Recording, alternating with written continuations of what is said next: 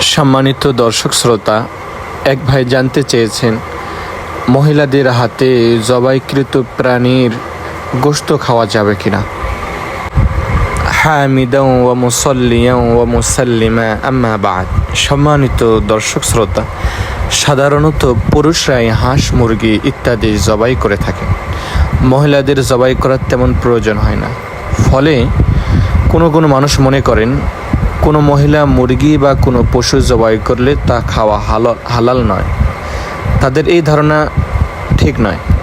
পুরুষের জবাইকৃত পশু যেমন হালাল, তেমনি মহিলার জবাইকৃত পশুও হালাল।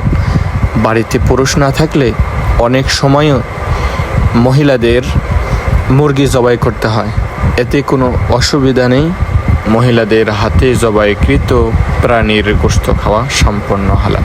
দলিল বুখারী শরীফে 2 নম্বর খণ্ড 828 নম্বর হাদিস। عن ابن كعب بن مالك عن أبيه أن امرأة ذبحت شاة بحجر। কাব ইবনে মালিক বর্ণনা করেন যে একজন মহিলা পাথরের মাধ্যমে বকরি জবাই করেছেন।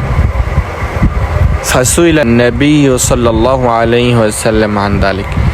তো এই ব্যাপারে নবী করিম সাল্লাল্লাহু আলাইহি ওয়াসাল্লামকে জিজ্ঞাসা করা হলো।